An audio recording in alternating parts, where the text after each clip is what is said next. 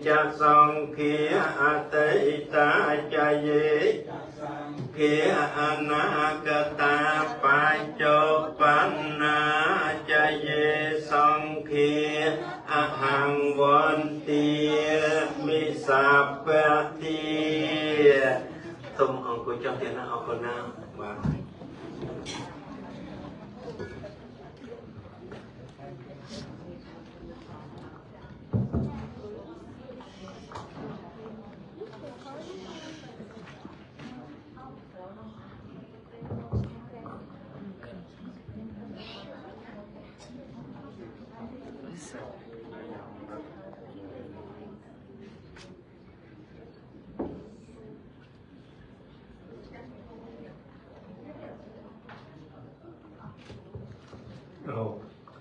วันวันหนึ่งจับดังการที่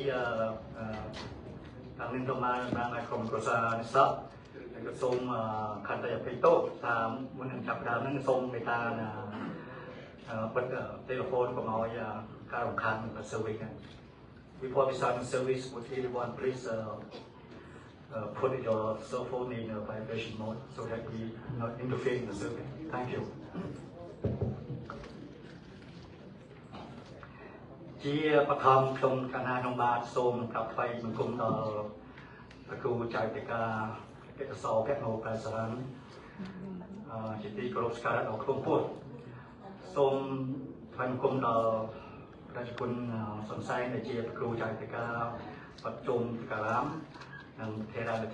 គ្រប់អង្គជាទីស្ការៈ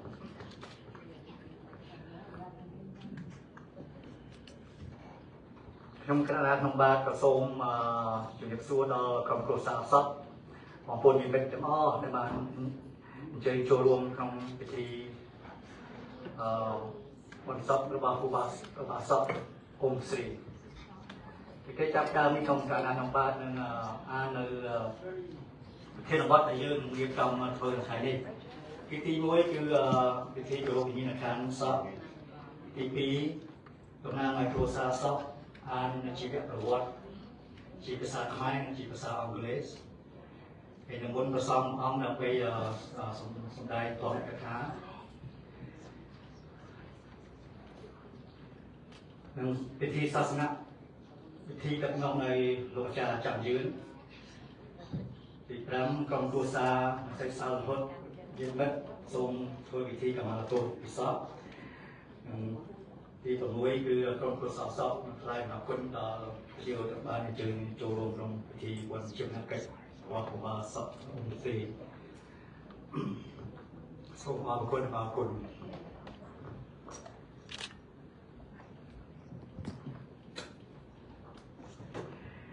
ជាប្រធានក្រុមកណ្ណាសូមកាត់ថ្វាយបង្គំចំពោះថេរៈគ្រប់អង្គជាទីស្ការៈរបស់បងប្អូនសូមគោរពលោកស្រីបងប្អូនញាតិមិត្តសិក្សាលោហិតជិតឆ្ងាយទាំងអស់ដែលបានអញ្ជើញចូលរួមរំលែកនៅមរណទុក្ខរបស់ក្រុមគ្រួសារនៃសពជាទីរាប់អានស្ថិតនៅក្នុងបរិយាកាសដែលពោពេញទៅដោយសេចក្តីទុក្ខក្រៀមក្រំនិងសេចក្តីសោកសៅអឡោះអាល័យជាទីបំផុតដោយឧបាសកអ៊ុំស្រីដែលទៅជាឪពុកក្មេកបងថ្លៃឪពុកងារជីតាទួតបានទទួលអនិច្ចកម្មនៅថ្ងៃសៅរ៍ទី6ខែមិថុនាឆ្នាំ2025ក្នុងជន្មាយុ77ដោយរោគភាពរាហើយសពរបស់ឧបាសកអ៊ុំស្រីបានកូនប្រសាក្រុមញាតិមិត្តទាំងអស់នឹងកល់ទុកនៅទីនេះដើម្បីធ្វើពិធីតាមប្រពៃណីព្រះពុទ្ធសាសនា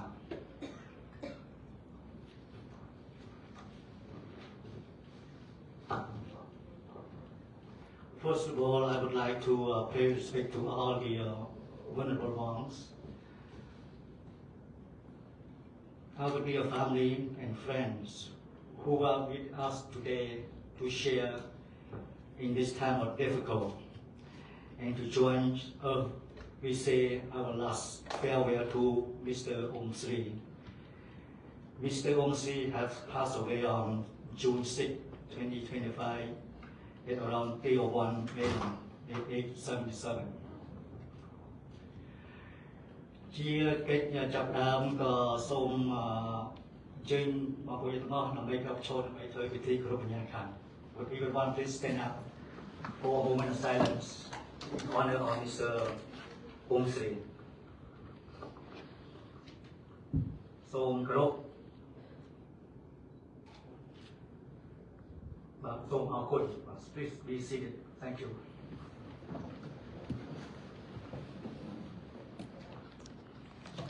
បន្ទាប់ពីនេះក៏សូមអញ្ជើញលោកអាចារ្យច័ន្ទយឿនដែលជាប្រធានតំណាងឲ្យសង្គមពលរដ្ឋសង្គ្រោះប្រចាំពុទ្ធិកសមាគមវត្តខ្មែរចរចាឡើងមកអាននៅជីវប្រវត្តិសង្ខេបរបស់ឧបាសកអ៊ុំស៊ីសូមអញ្ជើញលោកអាចារ្យច័ន្ទយឿន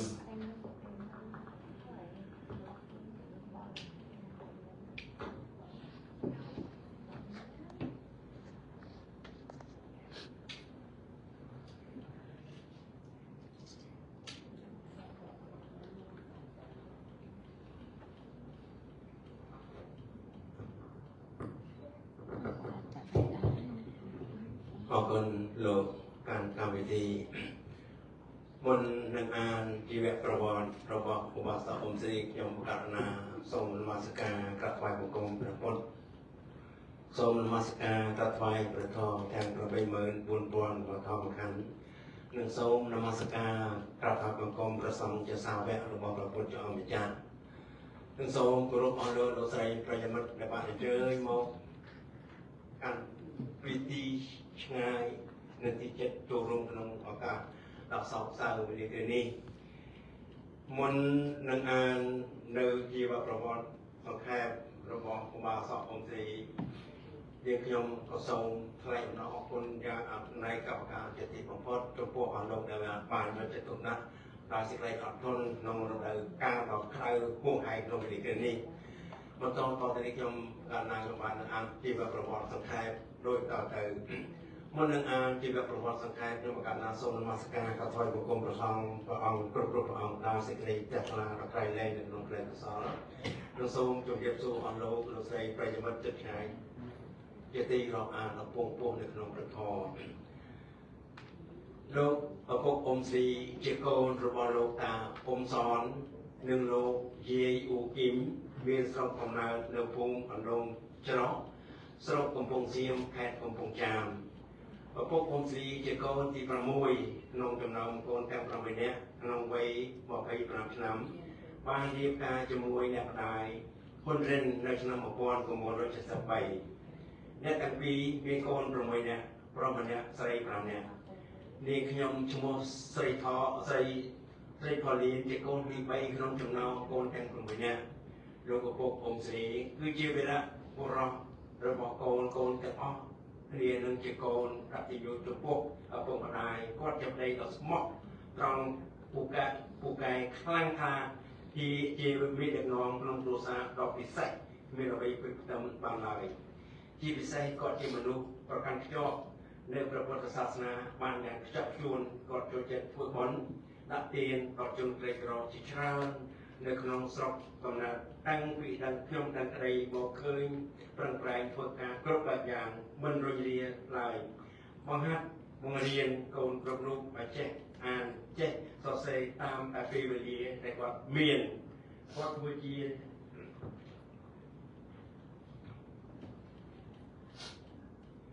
អ្នកបញ្ជាម៉ាស៊ីននៅរោងចក្របង្កេតកព្រៀនប្រដៅពួកក៏មានការព្រៀនប្រដៅកូនជារឿយរហូតដល់កូនបានចេះដឹងសំលមងអាចពង្រឹងគ្រួសាររៀងខ្លួនគ្រួសាររបស់លោកពួកយើងជាគ្រួសារសប្បាយរីករាយរហូតមកដល់ឆ្នាំ2018ឪពុកម្ដាយរបស់ខ្ញុំបានមកដល់ទឹកដីសហរដ្ឋអាមេរិករីករាយនឹងស្នាមញញឹមរបស់អ្នកដ៏មានគុណទាំងពីរបានធ្វើឲ្យខ្ញុំរំភើបនិងមានសេចក្តីសុខជាពុនពេកព្រោះនេះគឺជាបំណងរបស់គាត់តាំងពីរួមទាំងខ្ញុំដែលបានសម្រេចបំណងរបស់គាត់ទាំងអស់គឺជាគុណសម្បត្តិរបស់សំណាងវិនិច្ឆ័យដែលគាត់បាន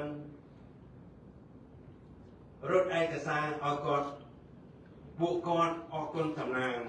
ការសប្បាយរីករាយមិនប បានយូរប្រមាណសេចក្តីសោកសៅក៏បានមកដល់មករី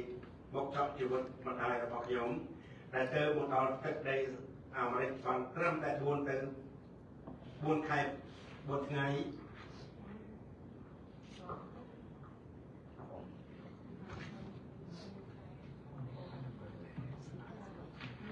ប៉ុណ្ណោះគាត់បានទូស្បាយបន្តិចម្ដង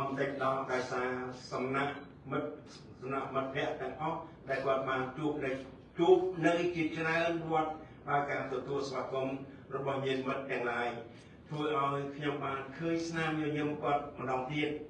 លោកដីរបស់ខ្ញុំតែងតែជូនគាត់ទៅគ្រប់វត្តអារាមក្នុងរដ្ឋ Georgia ទោះបីជាពេលខ្លះសុខភាពរបស់គាត់មិនប្រក្រតីក៏គាត់មិនដែលអូនដែរអរគុណលោកដីដែលជូនលោកឪពុករបស់ខ្ញុំទៅគ្រប់ទីកន្លែងក្នុងឆ្នាំ 2021 គាត់ខ្លាចជាទេវតានៅវត្តខ្មែរ Georgia ដែលជាបំណងរបស់កូនទាំងអស់ចង់ឃើញស្លៀកពាក់សម្លៀកបំពាក់ខ្មែរបុរាណជាយូរណាស់មកហើយតែគាត់មិនព្រមទេតែពេលនេះសូមអរគុណដល់បងម៉ៅដែលបានតបដៃគាត់យ៉ាងស្រស់សង្ហាមកដល់ឆ្នាំ 2025 ខែមីនាឆ្នាំ 2023 គាត់បានចូលមន្ទីរពេទ្យជាច្រើនលើកទី 1 ហើយលើកទី 2 លើកទី 3 ខ្ញុំដឹងថាគាត់លំបាកក្នុងខ្លួនខ្លាំងណាស់តែមិនដឹងជួយគាត់យ៉ាងណាឡើយពេលណាខ្ញុំជួបគាត់ពិបាកទេបានចម្លើយរបស់គាត់មិនអត់ពិបាកទេនេះជាធម្មតាខ្ញុំឃើញគាត់ប្រឹងប្រែងតស៊ូព្យាយាមដល់ពុស្ដាពិសាឆ្នាំពិសមហូបអាហារថ្ងៃមួយបានមកដល់ថ្ងៃអាទិត្យទី 3 ខែមិថុនាឆ្នាំ 2025 គាត់ឈឺពេកគាត់ឈឺពេញផ្ទៃពោះរបស់គាត់ដល់ថ្នាក់មិនអាចបំរាស់ឬផ្អៀងបានឡើយខ្ញុំឃើញការជឿចាប់របស់គាត់ក៏សម្រេចចិត្តខល 911 គាត់ក៏យល់ព្រមទៅបន្ទាប់មកម៉ោងមួយក្រោយម៉ោងបន្ទាប់1ម៉ោងក្រោយមកគាត់មានអាការៈធម្មតាដល់ថ្ងៃទី 5 មិថុនាវេលាម៉ោង 8:30 នាទីពេលដែលខ្ញុំបានចូលដល់បន្ទប់របស់គាត់នៅមន្ទីរពេទ្យខ្ញុំឃើញស្បែកគាត់ប្រែពណ៌លឿងស្លេកបន្តិចហើមពោះសួរពីអាការៈគាត់ថាអត់អីទេគាត់ចេះតែមិនឆ្លើយគាត់ចេះតែមើលឆ្វេងស្ដាំខ្ញុំបញ្ចុកអាហារចំនួន 3 ស្លាបព្រាហើយទឹកផ្លែឈើ 2 ម៉ោងក្រោយមកស្រាប់តែបេះដូងលែងដំណើរការនេះជាការចងចាំមិនអាចបំភ្លេចបានសម្រាប់ក្រុមខ្ញុំផ្ទាល់នៅលើភ្នែកដែលដៃម្ខាងកាន់ដៃខ្ញុំដៃម្ខាងគាត់រឹកកាន់របងក្រែទៀត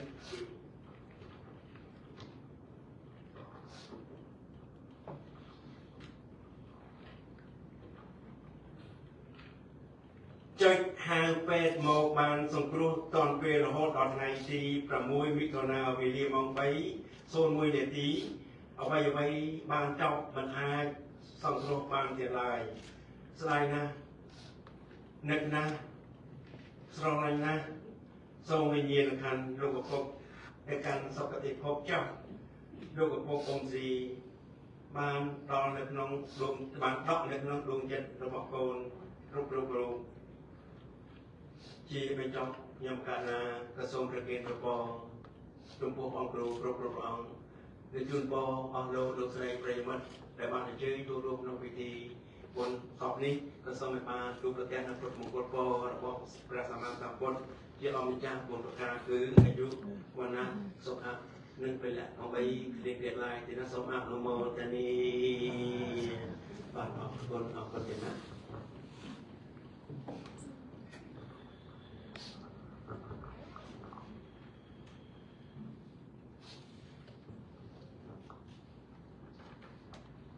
សូមអរគុណដល់លោកអាចារ្យច័ន្ទយឿនដែលបានអាននៅជីវប្រវត្តិសង្ខេបរបស់ឧបាសកអ៊ុំស៊ីសូមអរគុណបន្តពីនេះក៏សូមអញ្ជើញអ្នកនាងសវណ្ណថាវិនិច្ឆ័យឡើងមកអាននៅជីវប្រវត្តិជាភាសាអង់គ្លេស This time Miss Swantha Virachai, we read his autobiography in English. Go ahead, Sinita. They give her know the difference.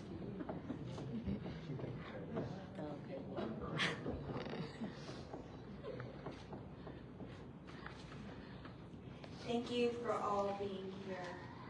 to celebrate the life of Mr. Om Sre,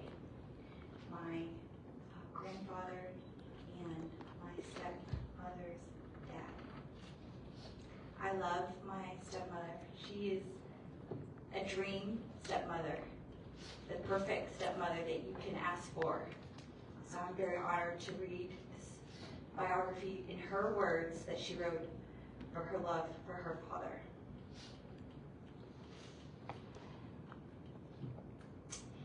In Pauline Villachet's words, Mr. Om Sre is the son of Mr. Om Sun and Mrs. Uk Kim. He was born in Adang Troy Village, Khong Siem District in Kampong Cham Province. Mr. Om Sre is the sixth of the 6 children. At the age of 25, he married with my mother, Hoon Rin, in 1973. 2 had 6 children, 1 son and 5 daughters. Mrs. Sre Pauline, me, is the 3rd daughter among the 6 children. My father, Om Sre, is a hero to his children and a devoted son to his parents. He is a loyal, capable, courageous husband, a unique family leader, and incomparable. In particular, he is a person who attaches closely to Buddhism. He loved to give to the poor in his hometown. Ever since I knew him, I have seen him work hard in every way, never giving up and teaching his children to read and write as much as he had time for. He worked as a machine operator at the Bong Ket factory. He teaches his children regularly until they are knowledgeable enough to strengthen their own families. Our family has been a very happy family ever since. 2018, my parents came to America. The joy and the smiles of my parents, Mr. Um Sre and Mrs. Hoon Rin, made me so happy and proud because this was their dream to come to the U.S. and I was able to fulfill their dream. The dream would not have been feasible without the help and commitment of Mr. Samnang Villachet. Thank you, Samnang, for being a wonderful stepson. Everyone's ambition is to live in the United States and to be near their family there. But this joy was short-lived as my mother, who had just been in the U.S. for 4 months and 4 days, passed away. After only a short time in the United States, my father, Um Sre, lost his wife. He healed gradually with the help of friends and his temple members he met at several temples. I sincerely appreciate your support and motivation to my father. I was able to see his smile again because of his friends' warm welcome and the support of the Cambodian community in Georgia. My husband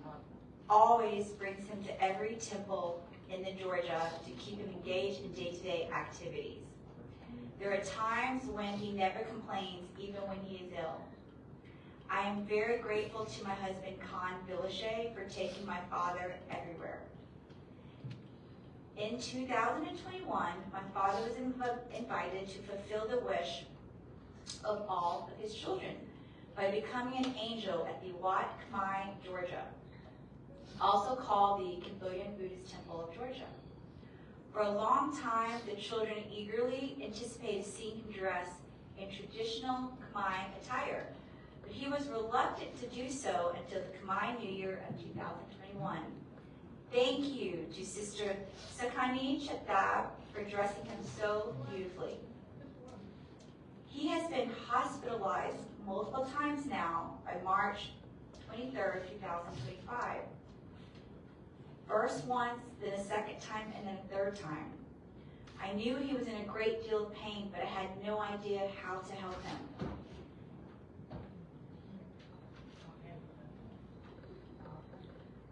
He said that his pain was typical.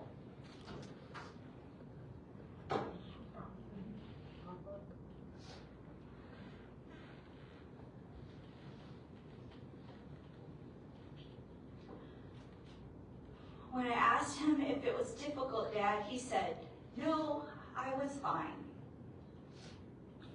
He became so ill on Sunday, June 3rd, 2025, that he was unable to stand or even turn over. He agreed, and I called 911 after noticing a lot of stomach discomfort. He returned to his usual self an hour later. When I arrived in his hospital room at 8:30 a.m. on June 5th, I noticed that he had become pale and somewhat bloated.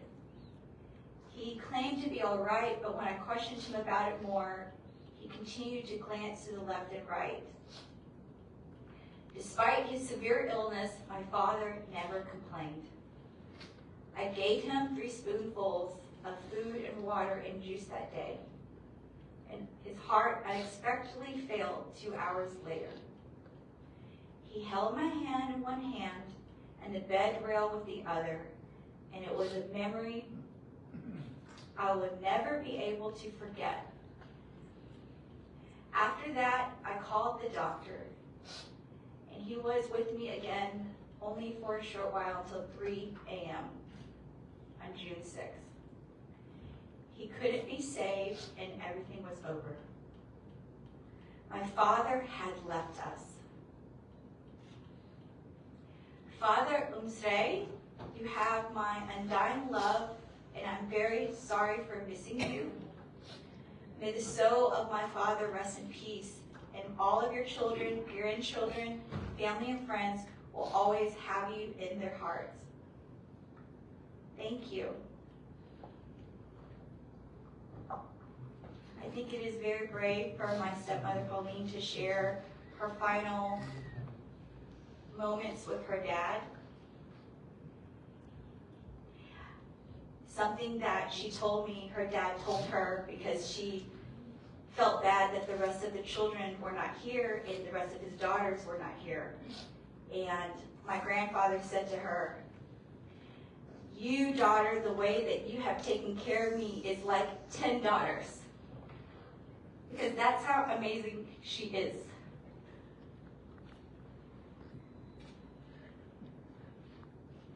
Thank you for being there for our family. And we ask that you will continue to support Khan and Pauline as they heal in their pain. Thank you.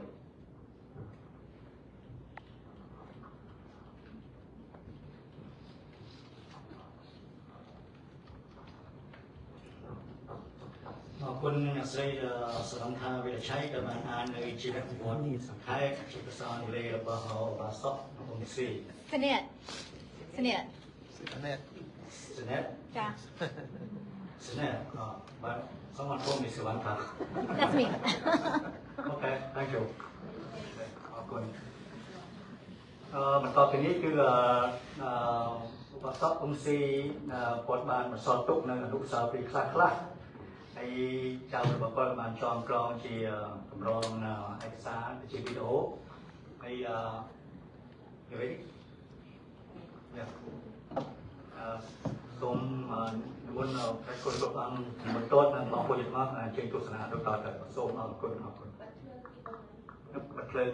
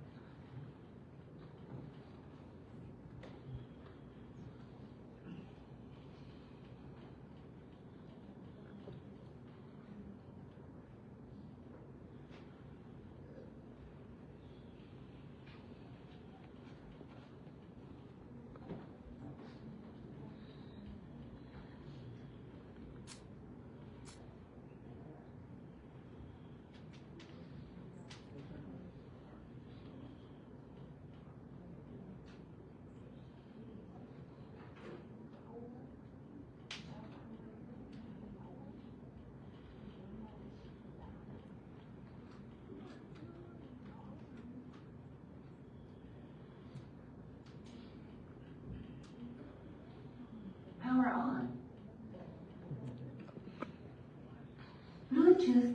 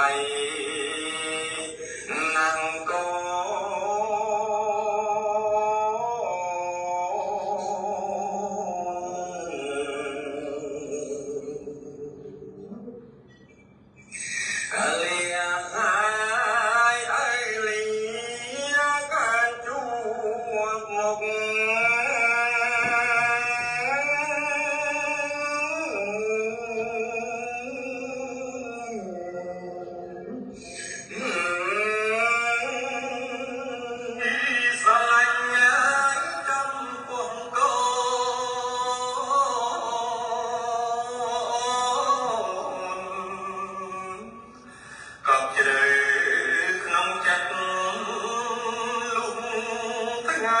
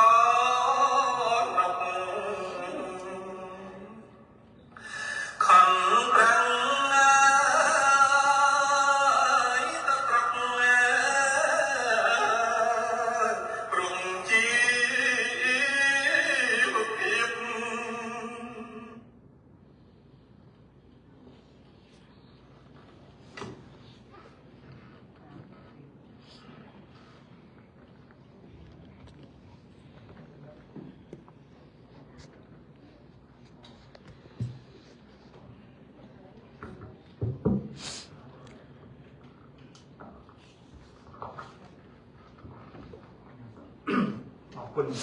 thank you ต่อไปนี้ก็ทำการน้องบาจะส่งเราเป็นเองบนราชกุลสนไซน์จะเชียร์ครูชาวติกาบวชทอมโจติการามไปตัดนวมโดยสมนิบนสมนายเขาไม่ประทานส่งเราเองบนส่งมองโอริทอนเจนกับโชค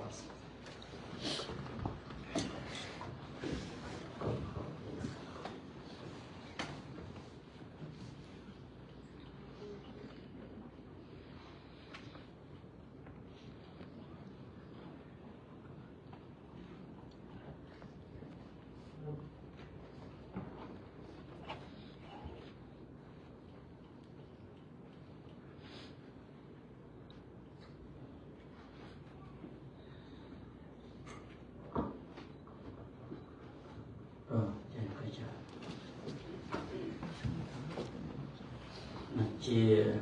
ខំសូមមាសការចំពោះរតនត្រ័យទាំងបីដោយសេចក្តីគោរពដល់សេចក្តីចិត្តថ្លាពោះពោះមាសការចំពោះព្រះគ្រូកតិសោតនោប្រៃស្រាន់ដែលជាគ្រូចាត់ការនៅក្នុងវត្តខ្មែរចរចានេះមាសការចំពោះថេរានុថេរៈគ្រប់ព្រះអង្គអរដែលមានវត្តមាននៅក្នុងទីនេះហើយក៏ចម្រើនពរញាតិញោមទាំងអស់ដែលជាក្រុមគ្រួសារនៃសពបាសកវិនិច្ឆ័យបាសិកាស្រីផលីនដែលរួមជាមួយនឹងញាតិមិត្តរួមមិត្តធម៌ទាំងអស់បានភាពតំណាងឲ្យព្រះខុនៅក្នុងវត្តធម្មជោតិការាមមានទុក្ខយទមិនចូលរួមអនុទោសផងដែរចំពោះការបាត់បង់លោកពុកជាទីស្រឡាញ់ដែលយើងហៅថាជាវេរបរោះសម្រាប់ក្រុមគ្រួសារអ្នកស្រីផលីនមុននឹងបានចូលរួមសម្ដែងធម្មិកថាបានក៏ស្គាល់ក្រុមគ្រួសារញោមខណ្ឌវិនិច្ឆ័យអ្នកស្រីផលីនពីការចាប់ផ្ដើមមកបាសកាសวัสดีវិនិច្ឆ័យមុនគេបំផុតរហូតមកដល់ញាតិញោមទាំងអស់គ្នានេះ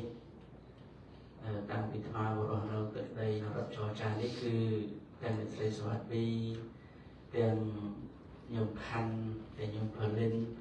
រហូតមកដល់ញោមស្រីទៀតគឺតំណែងតំណងនេះនិយាយទៅការរាប់អានថ្មជាមួយគាត់ទាំងពីគ្រួសារហ្នឹងរាប់អានរហូតថ្មតែហៅញោមសวัสดีថាញោម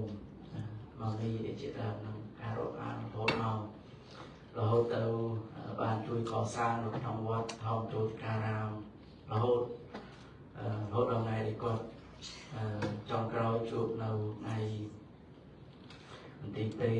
បានប្រធាននៅវត្តហ្នឹងហើយគាត់ទៅបានជួបគាត់ទៅក៏គេចៃហើយប្រាប់ថាញោមសួរទៀតណាហ្នឹងហើយក៏គិតអីផ្សេងសួរនៅទៀតហើយក៏ក្រោយមកជាពេលហើយជា3-4សប្តាហ៍ក៏គាត់បងស្រីគាត់ថាបាខូចទាំងការរាប់អានរវាងប្រសងវត្តធម្មជោតិការាមដូចជាការរាប់អានពុទ្ធបរិស័ទចិត្តស្និទ្ធក៏ជាមួយញោមប៉ុន្តែ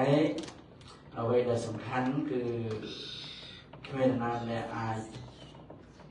គេផុតអំពីសេចក្តីស្លាប់អញ្ចឹងសេចក្តីស្លាប់នេះអ្នកណាក៏មានហើយបានយើងស្លាប់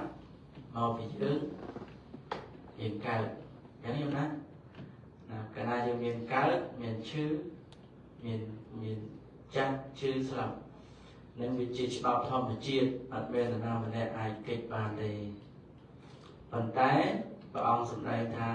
មានតែសេចក្តីល្អម្យ៉ាងទេតែអត់ចេះស្លាប់សេចក្តីល្អ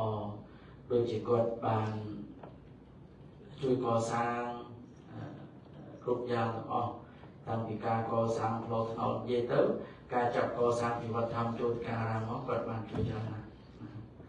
ព្រោះញោមខណ្ឌញោមសវត្ថិនេះគាត់ជួបជាមួយញោមផលិតនេះគឺគាត់តែទៅជួយរហូតឲ្យតែមានការប្រាប់អីចឹងមានន័យថាសេចក្តីល្អដែលគាត់ធ្វើតែប្រមាណនេះតែគាត់ខំធ្វើតែប្រមាណតែកូនស្រីកូនប្រុសកូនប្រសាកូនប្រុសហ្នឹងធ្វើមកអត់បាត់ទេសេចក្តីល្អហ្នឹងតាមជួយគាត់ញោមបបាសក់អ៊ុំស្រីនេះមកថ្ងៃមួយទៅសូត្រធម៌នៅមន្ទីរពេទ្យជាមួយនឹងញោមសវត្ថិគាត់ឈឺខ្លាំងហើយគាត់ចេះធម៌ច្រើនណាគាត់ចេះសូត្រធម៌ណាសូត្រធម៌ណាដែលនិយាយទៅព្រះបរិត្តដែលប្រសងសូត្របានក៏សូត្របានហ្នឹងអញ្ចឹងឃើញថា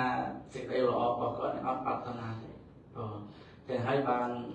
យើងស្ដាប់មើលពីរឿងការស្មូតមិញពុក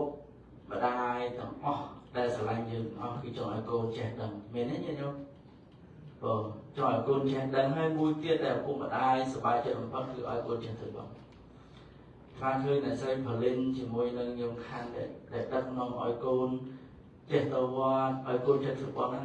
គឺចង់ឲ្យកូនហ្នឹងចេះធ្វើបងនេះអ្វីដែលឪពុកម្ដាយចង់បានបំផុតឪពុកម្ដាយចង់បានបំផុតចង់ឲ្យកូនចេះធ្វើបងហេតុអីព្រោះតែយើងស្លាប់ទៅអត់មានឱកាសធ្វើបងទេមែនទេញោមនឹងអត់មានឱកាសអត់មានចង្ហាន់បិណ្ឌបាតអត់មានសម្លៀកបំពាក់អត់មានប្រាក់ខែអត់មានអីទាំងអស់អញ្ចឹងត្រូវការឲ្យកូនធ្វើបន់ជូនអញ្ចឹងតួនាទីរបស់កូនមាន5ខំរៀនណាស្ដាប់បង្គាប់ម៉ែឪថែរក្សាវងតកូលពេលដែលគាត់ចាស់ទៅយើងថែរក្សាគាត់ពេលដែលគាត់ស្លាប់ទៅធ្វើបន់គាត់ធ្វើបន់ជូនគាត់នេះដូចឧបាសិកានៅស្រីផលិននេះគាត់បានធ្វើទាំងប្រមាណមកតែដឹកនាំមកអត់គឺត្រូវតែយើងឃើញថាសេចក្តីល្អនោះអត់បាត់អញ្ចឹងគុណនូបការៈលោកឪពុកដែលបានខាស់ខ្នែងមកថែរក្សាយើងចង់ឲ្យកូនចង់គឺចេះដឹងហើយចង់ឲ្យយើងនឹងចង់ឲ្យយើងចេះធ្វើបន្តទៀតមែនទេបងអញ្ចឹងដោយសារតែលោកឪពុកអ្នកម្ដាយនេះមានគេហៅថាអនន្តគុណគុណមិនអាចសងបានទេមិនអាចរកបានទេទី2គឺអបមានគុណប្រមាណមិនបានទី3វិសេសគុណគុណដ៏ពិសេសទី4អសមយគុណមិនអាចមានតែណាម្នាក់ស្មើនឹងគាត់បានអញ្ចឹងហើយបានជាយើងរស់នៅសប្តាហ៍យើងបានធ្វើល្អជាមួយគាត់ទៅបីតិចក៏ដោយច្រើនក៏ដោយយើងទៅធ្វើល្អនេះគឺជាចំណុចដែលយើងក៏បីធ្វើចំពោះលោកปู่អ្នកតាលោកឧបាសកអ៊ុំស្រីមិនថាញាតិញោមទាំងអស់គ្នាប្រកាសគ្រប់អង្គទាំងអស់គាត់ជាមនុស្សអត់ធន់ណាស់ហេតុអីបានថាអញ្ចឹងព្រោះមានថ្ងៃមួយថានងគាត់ទៅសម្ភាសចូលជាអាមេរិកគេសួរថាអ្នកឯងមកហ្នឹងអត់គ្រប់5-10ឆ្នាំអាចបកប្រែបានគាត់អត់និយាយគាត់ស្ងៀមមកថាយោធាមកឲ្យបកប្រែទេគាត់ក៏មិននិយាយគាត់ស្ងៀមទៅដល់ទី2គេឲ្យទៅទៀតគេថាក្តារអត់ត្រឹមត្រូវចឹងមិនអាចឲ្យជាប់បានចឹងខ្ញុំឲ្យអ្នកឯងឡាស់ឆានលើកទី3គាត់ដែរមកជួបតែសម្ភារអស់មានគាត់ឲ្យបានលើកទី3គេថាចឹងសុំសម្បត្តិពេទ្យមួយទៀតយើងទៅបានបងតលីនធ្វើការងារទៅបានយកស្ទាវឯខាងចឹងគាត់ពេលដែលទៅជួបជាមួយគេហ្នឹងគាត់អត់ពេលថាមិនខឹងមិនទុច្ចចិត្តមិនអីនិយាយប្រាថ្នាទៅព្រះអង្គមិនអញ្ចឹងអត់នៅស្ងៀមចឹងមានន័យថាលោកបាសអ៊ុំស៊ីនេះគាត់អត់ធន់ណារហូតដល់ស្ដាប់ប្រវត្តិ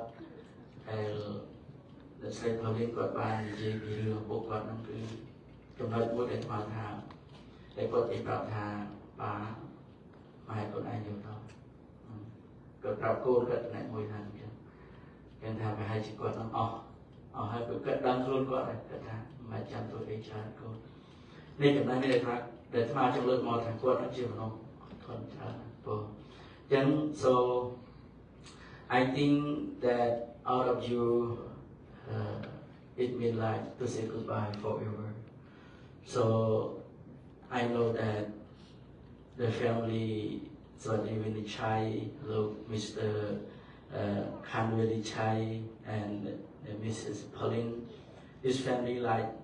my family. That's why, because they support our temple all the time.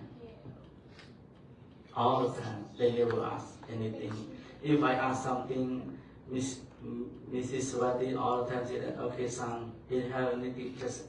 say to me and ask me and tell me, something like that. So from that time, Mrs. Pauline also follow her and support our temple. That's why we are kids that all the parents that hope something from a human to when you get knowledge. When they get knowledge, they will help yourself, also help your family. That's why we are living in this world. Nobody escapes the life. Because why we are die? Because we are born. We are old. We are sick. We are die. This is the nature of life. Nobody escapes the life. That's why the one thing is we can escape is the good deed. The good deed that you do right now. You are kid, you have 5 duty. Number 1 is listen, study hard, take care of your family, take care your parents when they become old. And then the last one is doing good merit, like today. You're doing good merit. I know all you said, nobody want left, anyone left. One stay forever, but it is life. So I know that your grandma, your grandpa, your mom and your dad